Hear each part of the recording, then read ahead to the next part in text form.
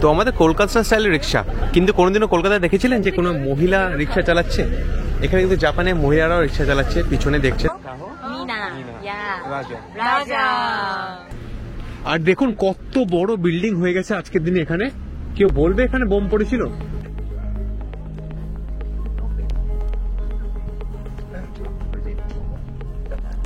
সকাল 6:15, 6th August 1945 তখন হয় এই দুর্ঘটনাটা। যে কোনো দুর্ঘটনা না, মানুষের জীবনের সবচেয়ে বড় বোম, অ্যাটমিক পরমাণু বোম পড়েছিল প্রথমবার এখানেই, হিরোশিমাতে, যেখানকার লোকজনের জীবন নিমেষের মধ্যে শেষ হয়ে গেছিল।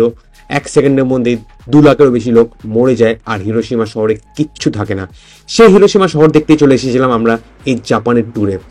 কিয়োটোর থেকে আমরা গত ভিডিওতে দেখেছিলাম বুলেট ট্রেন নিয়ে সাউথের দিকে হিরোশিমা চলে এসেছিলাম। হিরোশিমা জাপানের খুবই সাউথে, আর ভেবেছিলাম এখানে কি না কি অবস্থা হবে, ভাঙচুর অবস্থা শেষ হয়ে যাবে, কিন্তু এসে দেখি হিরোশিমা তো আর সেই হিরোশিমা নেই।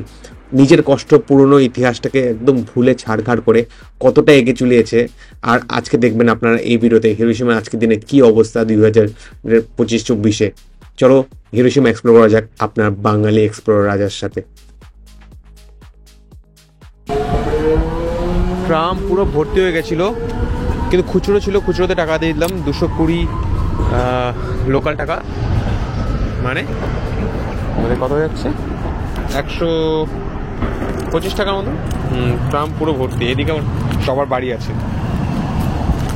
এখানে হোস্টেল বুক করে নিয়েছি, সব কিছু দামি দামি, 1000 টাকা হোস্টেল, 1000 না 1200-1300 টাকা হোস্টেল। চলো হোস্টেলে যাওয়া যাক। হিরোশিমা কিয়োটোর তুলনায় একটু সস্তা ছিল, আর এখানে আমি হস্টেল পেয়ে গেছিলাম মাত্র 3000 ইয়েন, মানে 1500 টাকা পার ডেতে। আর প্রথম কাজ ছিল খাওয়ার খোঁজা, কেন খিদা পেয়ে গেছিল। হ্যালো,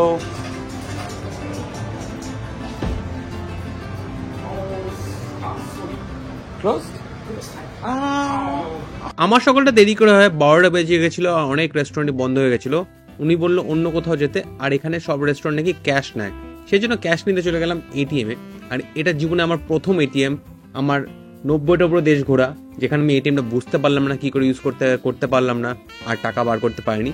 পরে এক 7-Eleven থেকে বার করলাম টাকা।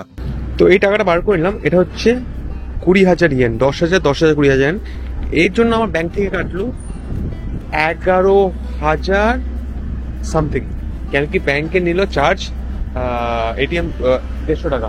তো আমাদের এখান থেকে কেটে গেছে 20,000 ইয়েন। মানে দেখুন নোটগুলো কত বড়, সবচেয়ে বড় নোট 10,000-এর, আর একটা 10,000-এর ভ্যালু অলমোস্ট আমাদের ভারতের 5,500 টাকার মতন, মানে একটা নোটের দামই 5,500। আমাদের আমেরিকান ডলারও কিন্তু সবচেয়ে বড় যেটা 100, সেটার দাম কিন্তু 7-8 হাজার টাকা। তো আমেরিকান ডলার থেকে খুব একটা তফাৎ না। এই যে আমাদের কাছে আছে 10,000 ইয়েন। এখন যাব হিরোশিমার লোকাল খাবার খেতে, যেটা হচ্ছে এখানে।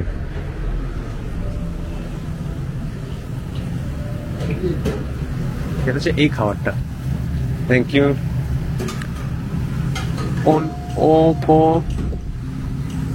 মিয়াকি, ঠিক আছে।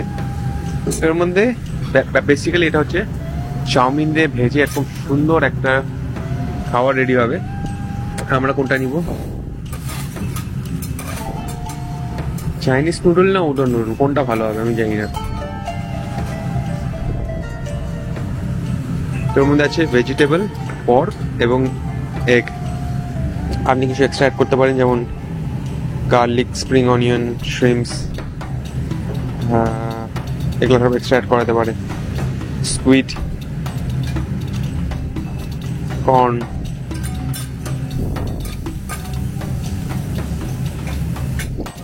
জাপানে অনেক খাবারই বিখ্যাত, খুবই টেস্টি, কিন্তু আমার পুরো জাপান ট্রিপে আমার ফেভারিট ডিশ এটা, ওকোনোমিয়াকি। এত বড় প্যানের মধ্যে প্রথমে নুডলসগুলোকে ভাজবে, তার উপরে একটি গোলা রুটির মতন ময়দার ব্যাটার দিয়ে একটা রুটি মতন বানিয়ে দিবে। তার মধ্যে আপনি টপিং যেতে দিতে পারেন, চিকেন, পর্ক যা ইচ্ছে দিতে পারেন। আর তারপরে একটি ডিম ফাটিয়ে ডিমের মধ্যে এটাকে রেখে আপনাকে সার্ভ করে দেওয়া হবে ওই গরম তাওয়াতেই। গরম তাওয়ার থেকে আপনাকে নিয়ে খেতে হবে। এক্সপিরিয়েন্সটা দারুণ ছিল। এটা হচ্ছে হিরোশিমার ওকোনোমিয়াকি, এবং কিয়োটো ওকোনোমিয়াকি হয় না, ওসাকার একটা অন্যরকম ওকোনোমিয়াকি হয়। কিন্তু এই হিরোশিমা দেশ থেকেই, এই শহর থেকেই এই ডিশটা এসেছে। আমার দারুণ লেগেছে। 550 টাকায় পেট ভরে খাওয়া ওকোনোমিয়াকি। আর খাওয়ার থেকে বড়, আপনার সামনে যখন এটা বানিয়ে খাওয়াচ্ছে, এই পুরো ডিজাইনটা পুরো জাপানিজ আর্ট বলবো, জাপানিজ কুকিং এক ধরনের আর্ট। এই আর্টটা দেখতেও দারুণ লাগে। আপনারা নিশ্চয়ই ওকোনোমিয়াকি ট্রাই করবেন আর আপনাদের নিশ্চয়ই ভালো লাগবে।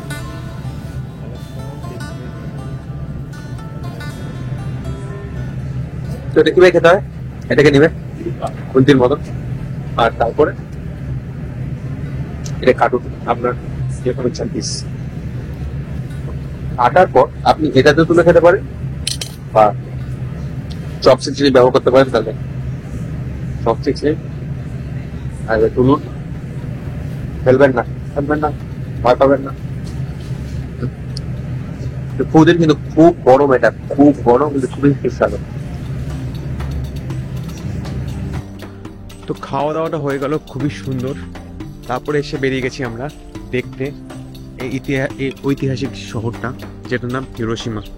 হিরোশিমা নাগাসাকির অ্যাটমিক বোমের ব্যাপারে আমরা সবাই পড়েছি, আর ওর একমাত্র চিহ্ন হচ্ছে এই সামনে বিল্ডিংটা। এই যে বিল্ডিংটা, এই অফিসটা ছিল, এটাই একমাত্র যেটা বেঁচে গেছে ওই বোমের ব্লাস্টে। তাছাড়া সব আশেপাশে যেটা দেখছেন সব নষ্ট হয়ে গেছিল। এই ব্রিজটা নষ্ট হয়ে গেছিল। এগুলো কিচ্ছু ছিল না, এগুলো সব নতুন নতুন তৈরি হয়েছে। কিচ্ছু ছিল না, সব নতুন হয়েছে। 1950-এ আগস্ট মাসে যখন বোমটা ফাটে, তারপর ব্যাস সব ফেটে যায়। আপনারা যারা জানেন না বলে দিই, পৃথিবীতে বিশ্বযুদ্ধ হয়েছিল। প্রথম বিশ্বযুদ্ধ, তারপর দ্বিতীয় বিশ্বযুদ্ধ। দ্বিতীয় বিশ্বযুদ্ধে একদিকে ছিল জাপান আর জার্মানি, আর একদিকে ছিল আমেরিকা আর রাশিয়া, মানে টিম ছিল। ইনফ্যাক্ট আমাদের যে বলতে আমার না মুখ ভেবে মানে গায়ে কাঁটা দিয়ে উঠতেছে যখন এর কাছে যাচ্ছি। আপনার সাথে কথা বলছি ঠিকই আছে, কিন্তু মানে কথা বলতে আমার মুখ আটকে যাচ্ছে, কেন কি এত ভয়ানক জিনিসটা। আমাদের সুভাষচন্দ্র বোসও জার্মানি সাইডেই ছিল। কেন জার্মানি কেন বলছি, জার্মানি আর জাপানের সাইডে ছিল, কেন কি ব্রিটিশকে মারার প্ল্যান ছিল, আর ব্রিটিশও ছিল আমেরিকার সাইডে, আর এই জন্য যুদ্ধটা চলে যাচ্ছিল। তারপর জাপান কি করে, অনেকগুলো প্লেন পাঠায় আমেরিকায়, আর আমেরিকা অনেক জায়গা ধ্বংস করে। আর হিরোশিমাতে ছিল অনেক বড় জাপানিজ আর্মি বেস। তারপরে ইউএসএতে তৈরি করা হয় অ্যাটমিক বোম, যেটা একটা বই বেড়েছে ওপেনহাইমার নামে, যিনি ছিল কর্তাকার, মানে যে সায়েন্টিস্ট বানিয়েছে জিনিসটা। আর তারপর আগস্ট মাসে 1950-এ 6 আগস্টে মনে হয় এই শহর উপর দিয়ে প্লেন যায়। এমনি তো তখন যুদ্ধের সময় প্লেন যেতই, লোকজন লুকিয়ে থাকতো আর এখানে বোম পড়তো। তো সেদিন কি হলো, কোনো প্লেন আসছিল না, তো কোনো ব্যাপার ছিল না, উপর দিয়ে প্লেন যায়, বোমটা নামিয়ে দেয়, আর 600 মিটার হাইটে ফেটে যায়। পরমাণু বোম, অ্যাটমিক বোম, যেটা ফাটার পর চারিদিকে সব ধ্বংস হয়ে যায়। আপনারা যা দেখছেন কিচ্ছু ছিল না, সব ধ্বংস হয়ে যায়। 70,000 জন 1 সেকেন্ডে মরে যায়। আর আশেপাশে আরো লোক আরো আগত হয়, আশেপাশে শহর সব ধ্বংস হয়ে যায়। আর তারপরে এখানে মাটিতে যে রেডিয়েশনটা হয়, রেডিয়েশনের জন্য আগামী 1-2 জেনারেশনও খুব ভাঙা চূড়া খারাপ, মানে খুব বাজে অবস্থা থাকে এখানে। আর শুধু হিরোশিমা না, তারপর নাগাসাকিতে বোম ফেলে, 2 জায়গা বোম ফেলার পর তারপর শেষ হয় এই আমাদের বিশ্বযুদ্ধ। না, তখনকার জাপানিজ লিডারও খুবই অ্যাগ্রেসিভ ছিল, অনেকে অ্যাটাক করেছিল অন্য সব দেশের উপরই, সেটার এগেনস্টেই বড় স্টেপ নেওয়া। কিন্তু অফকোর্স পৃথিবীতে একবার ইউজ করা হয়েছে। আজকের দিনে অনেক দেশের কাছে পরমাণু বোম আছে। আমাদের ভারত পাকিস্তানের মধ্যেও অনেকে টেনশন হয়, কিন্তু আশা করি যাতে এরকম কোনোবারই ইউজ করা না হয়।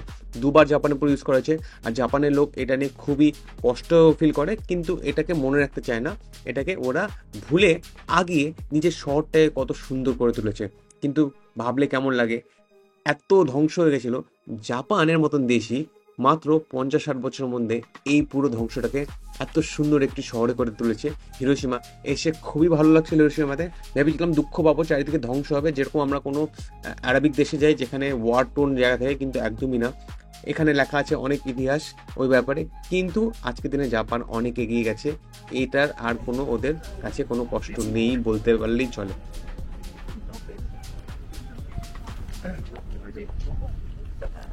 সকাল 6:15, 6th August 1945 তখন হয় এই দুর্ঘটনাটাকে ভোলার জন্য পুরো শহরটা যখন রিনোভেট করা হয়, 2-3টা সাইটও যেখানে বোম টোম ফেলা হয়েছিল সেটাকে এরা ভাঙে ঠিক করার চেষ্টা করে।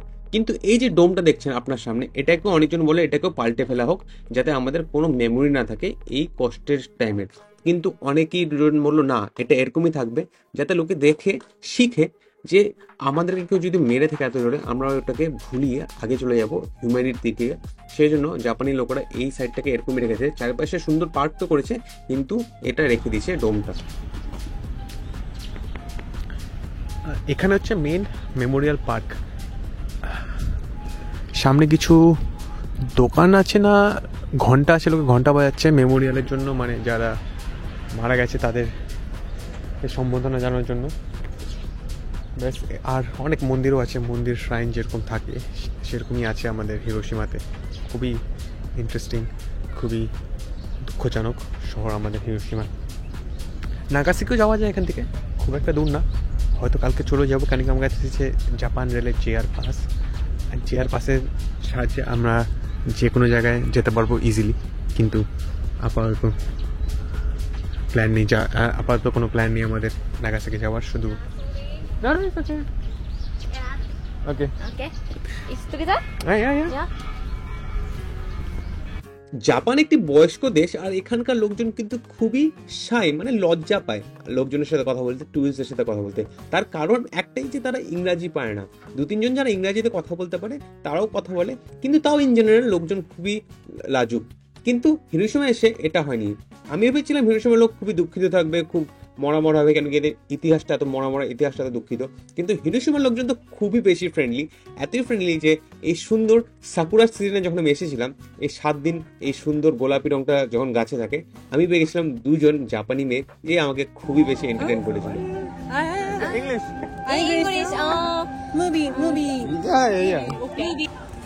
না শনিবার ছিল না রোববার ছিল, কিন্তু এই চেরি ব্লসমের সময় সবাই ছুটি নিয়ে এই সুন্দর ফুলে পিকনিক করতে চলে আসে, আর এই পিকনিকেরই আমি যোগ দিয়েছিলাম এদের সাথে হট করে। So I met these girls here in the park of Hiroshima. And they're very happy. Have a nice day. Have a nice day. So actually people in Hiroshima are actually friendly enough to talk. Cherry blossom. Cherry blossom. Cherry blossom. Look me, look me. Yes. Yes. Yeah. Japanese ohanami. Ohanami. Yeah. ওহানামি মানে দুপুরে ছোট একটি picnic আপনাদের বন্ধু বা পরিবারের সাথে। I forgot the name. Sorry. Kaho. Mina. Yeah. Raja. মোটমাট 6-7 দিন হয়ে গেছিল জাপানে, আর প্রথমবার কোনো লোকালদের সাথে আমি ইন্টারঅ্যাক্ট করতে পারছিলাম, দারুণ লাগছিল। তার সাথে এই চেরি ব্লসমের মধ্যে দোন উড়াতো, খুবই মজা পেয়েছিলাম।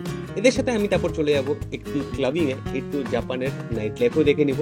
খুব ভালো হয় যখন লোকালদের সাথে এরকম ইন্টারঅ্যাকশন করার সুযোগ পাওয়া যায়। ওখানে দেখুন আগুন জ্বলছে, যেরকম আমাদের অনেক জায়গায় আগুন যেরকম জ্বলতে থাকে, যারা মরে গেছে তাদেরকে শ্রাদ্ধ জানিয়ে, মানে সম্বর্ধনা জানিয়ে, ওয়ার্ডগুলো পাচ্ছি না আমি, মানে জায়গাটা এতই ইন্টারেস্টিং যে আমার দুঃখের, আমি ওয়ার্ড খুঁজে পাচ্ছি না। যাই হোক, খুব ভালো পার্কটা, খুবই মডার্ন পার্ক বানানো হয়েছে। ওখানে একটা মিউজিয়ামও আছে, ওটা আপনি দেখতে পারেন। আর এখানে কিছু কিছু জিনিস রাখা আছে পার্কেরই, দেখছেন যারা মারা গেছে তাদের চিল্লানো ফিল্লানো কেউ শুনতে পারেনি, কিন্তু বোমের যে আওয়াজ সেখানে কেউ কিচ্ছু শুনতে পারে না। কিছু লেখা আছে এখানে, চিলড্রেন্স পিস মনুমেন্ট, যে বাচ্চাগুলো মারা গেছে তাদের শান্তির জন্য মনুমেন্ট। দেখুন মনুমেন্টটা।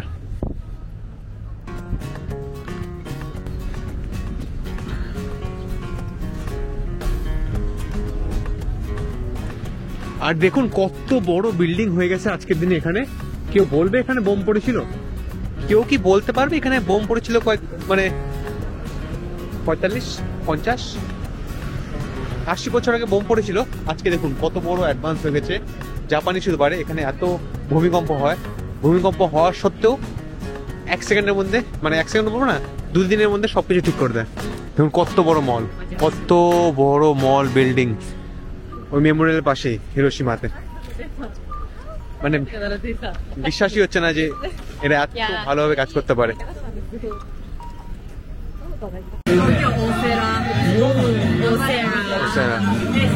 গুড গুড, ওকে। Hiroshima good point.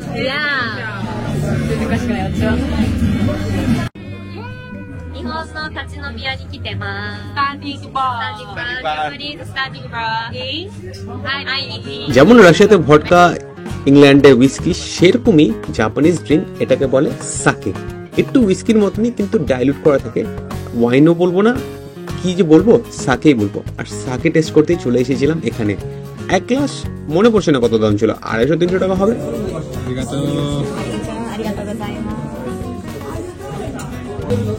ওকে, cheers.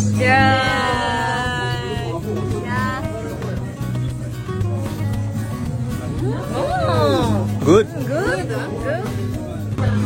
Oishi. Yummy. Oishi. Cheers. জাপানিসে ঐশী মানে খুব টেস্টি।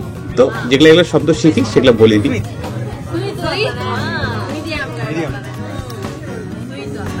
জাপানে এসে জাপানি লোকালদের সাথে বারে এসে এরকম খাবার খাবো, আচার খাবো, ড্রিঙ্ক খাবো ভাবতেও পারিনি।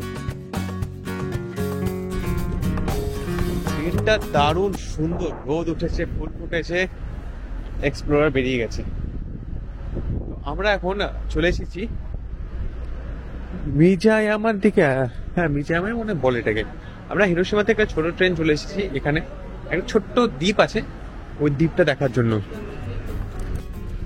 তো আমার কাছে জাপান রেলওয়ে জেআর পাস আছে, তাও আমাকে 100 ইয়েন দিতে হবে, মানে 55 টাকা। ঠিক আছে, দিয়ে দিব। কাকে দিতে হবে সে দেখতে হবে। হিরোশিমা এলে একটা দিন আপনাদের আসতে হবে একবেলার জন্য মিজিয়ামা। মিজিয়ামা একটি দ্বীপ যেখানে আছে একটি সুন্দর শ্রাইন, আর বলতে পারেন এক রকমের জাপানিজ গ্রামের এক্সপিরিয়েন্স পাবেন এখানে। সব ছোট্ট দ্বীপের মধ্যে ছোট্ট লোকজন, কোনো বড় কিছু নেই।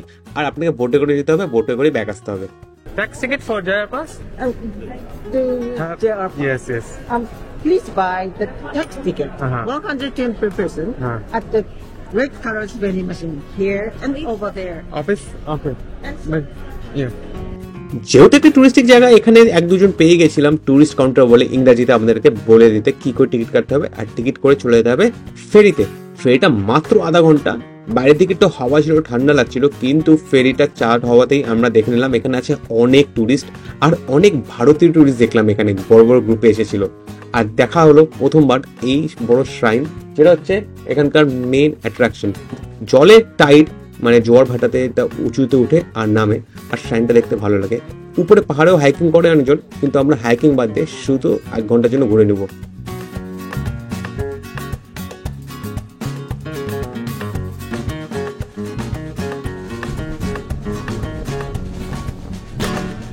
ছোট্ট ফেরি রাখিয়ে আমরা চলে এলাম এখানে। রোদ হলে কি হবে, এখানে কিন্তু পাহাড় তো না, দ্বীপে হালকা হালকা ঠান্ডা ঠান্ডা হাওয়া আছে, তো হালকা ঠান্ডা লাগছে। সকালে ভেবেছিলাম রোদ খুব গরম, জামার মানে জ্যাকেট এনে ভালো করেছি, এখন মনে হচ্ছে জ্যাকেটটা আনলে ভালো হতো। তো আমাদের কলকাতা স্টাইলের রিক্সা, কিন্তু কোনোদিনও কলকাতায় দেখেছিলেন যে কোনো মহিলা রিক্সা চালাচ্ছে? এখানে কিন্তু জাপানে মহিলারাও রিক্সা চালাচ্ছে, পিছনে দেখছেন। কিন্তু হ্যাঁ, দামটাও সেরকমই বেশি। আমাদের ওখানে রিক্সা আমি লাস্ট এরকম রিক্সা তো খুবই কম চড়েছি, কিন্তু ধরে নিন 10 মিনিট চড়তে গেলে 50 টাকা খুব জোর। এখানে 10 মিনিট চড়তে গেলে লেগে যাবে আপনার অলমোস্ট 2500 টাকা, আর আধা ঘন্টা চড়তে গেলে লেগে যাবে 5000 টাকা। এরাও কিন্তু এখানে জাপানিজে রিক্সাকে রিক্সাই বলে। তো এটা জেনে খুবই ভালো লাগলো, রিক্সাকে রিক্সা বলে। আর মহিলারাও চালাচ্ছে, ছেলেরাও চালাচ্ছে, ফুল টাইম জব। অফকোর্স আধা ঘন্টার জন্য যদি 5000 টাকা কামাই হয়, তাহলে তো কে না করবে। 2 ঘন্টা চালাও 10,000 টাকা কামাই, তাই না দিনে? মন্দ না। যাই হোক, আমরা এই আইল্যান্ডে এসে গেছি। আর এখানে অনেক ধরনের এই হরিণগুলো আছে। হরিণগুলোর শিং নেই, কিন্তু হরিণগুলো খুবই ভালো। এরা সাকুরা ফুল খাচ্ছে, এটা বাউ করে। দেখা যাক বাউ করে কি করে না। জাপানে এইদিকে এই হরিণগুলো খুব বিখ্যাত। এদের কাছে যদি আপনারা মাথা নামেন, এরাও মাথা নামাবে, কিন্তু মাথা নামানোর সাথে সাথে অনেক সময় ঢিসাও মারে। তো জাপানি লোক যতই পোলাইট, এখানে পশু পাখি কিন্তু অত পোলাইট না। আর এখানে নাকি আপনি যদি আইসক্রিম খান, কাগজ খান, যাই খাবেন, আপনার কাছে এসে এরা খেতে শুরু করে দেবে। তো খাওয়ার বাঁচিয়ে চলতে হবে এই জায়গাটায়। বাচ্চারা খেলছে, সবাই স্কুল ট্রিপে এসেছে। জাপানিজ স্কুল আমরা অনেক দেখেছি, অনেক অ্যানিমেতে অনেক জায়গায় দেখেছি, সেরকমই স্কুল ড্রেস পরে সবাই, মেয়েরা স্কার্ট পরে, ছেলেরা প্যান্ট পরে।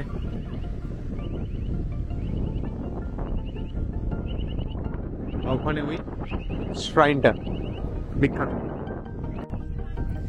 দেখুন জল কম আছে, জোয়ার নেই, তাই জন্য কেমন কেমন লাগছে, এমন শুকনা শুকনা, কিন্তু যখন জল বেশি হয় তখন কিন্তু বেশি সুন্দর লাগে। এই বড় শ্রাইনের দরজাটা দেখতেই কিন্তু লোকে আসে মেনলি এই আইল্যান্ডে। আর ওখানে দেখুন লম্বা লাইন লেগে গেছে ওই শ্রাইনের সাথে পারফেক্ট জায়গায় ছবি তোলার জন্য, বুঝছেন? আপনার লাইনটাকে বাদ দিয়ে এখানে কাদার মধ্যে আসুন আর কাদার মধ্যে ছবিটা তুলে নিন টুক করে।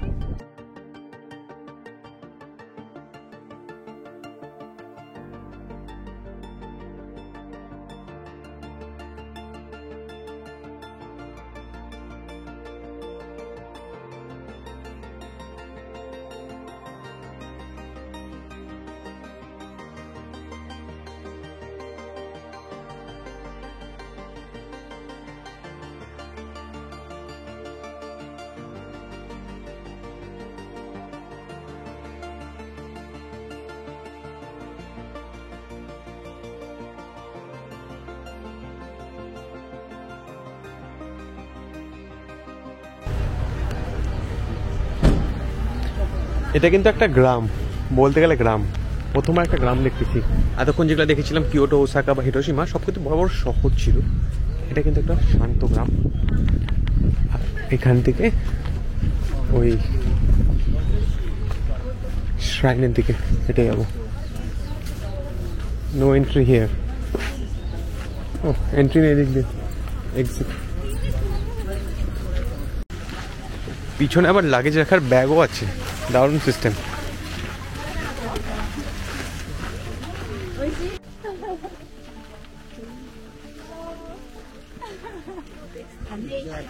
Thank you. Everything was perfect. কিছু কিছু লোক অ্যাকচুয়ালি রাইডটা নেয় 5,000 টাকা দিয়ে। না, এত পয়সাও দরকার নেই জীবনে। 50 টাকা রিক্সা নিতে পারলেই যথেষ্ট, আর জাপানে এসে এটা দেখতে পারলেই যথেষ্ট। আচ্ছা, সাড়ে ঢুকতে টিকিট লাগে 300 টাকা। ঠিক আছে। মামার বাড়ি, থানা, পুলিশ স্টেশন খুবই ভালো, কিন্তু খুবই এরা কাজের সাথেও দোকান টাইম মতন বন্ধ করে দিচ্ছে। খুব ভালো লাগলো এটা দেখে, দোকানপাট বন্ধ। আরে এই জাপানি চপ্পলগুলো কত করে? ওরে বাবা, 1,500 টাকা। ওরে বাবা, সবকিছু দাম বেশি। এখানে অফকোর্স দাম বেশি, এই জিনিসগুলি বড় বড় শহরে কিন্তু আপনি সস্তায় পেয়ে যাবেন, সাধারণ ব্যাপার। কিন্তু এখানে যেটা সস্তায় পাওয়া যায়, যেটা খেতে সবাই আসে এখানকার, হচ্ছে এরকম কি বলে অয়েস্টার্স। অয়েস্টার্স কি বলবো, এই দেখুন এর ভিতরে মাংস থাকে, শামুক বলবো না কি বলবো, এটা খেতে সবাই আসে। সেই অয়েস্টার্স ট্রাই করে নিলাম। 2টো অয়েস্টার পেয়েছিলাম 500 ইয়েনে, মানে মোটমাট 300 টাকায়, 150 টাকা এক একটা অয়েস্টার্স। বলবেন একটু দাম বেশি, একটার দাম 150 টাকা, কিন্তু এটা পুরো জাপানের সস্তা জায়গায় অয়েস্টার্স খাওয়ার, আর সবাই খেতে আসে মিজিনিমাতে অয়েস্টার্স। আবার ট্রেনে চলে এলাম ব্যাক হিরোশিমাতে। হিরোশিমা গল্পটা এখানে শেষ করছি। এই সুন্দর সাকুরা ফুলের জামা পরে, সাকুরা ফুল দেখতে দেখতে আর 2-3 দিনই হবে। জীবনে একবার দেখে নিলাম, আবার বারবার দেখার ইচ্ছা নেই। হিরোশিমা শহরটা ওরকম বলবো না যে আবার আসার ইচ্ছা হবে কোনোদিনও, কিন্তু কিয়োটো আবার আসা হবে নিশ্চয়ই, ফর শিওর। তো আপাতত হিরোশিমাকে 2 দিন দেখার পর বলে দিই বাই বাই, যাই আমার হস্টেল থেকে ব্যাগটা নিয়ে রওনা দিয়ে দিই। আশা করি এই হিরোশিমার ব্লগটা আপনাদের সুন্দর লেগেছে, আর ভিডিওটা এন্ড অবধি দেখার জন্য আপনাদের খালি একটা জিনিস বলতে চাই আমি,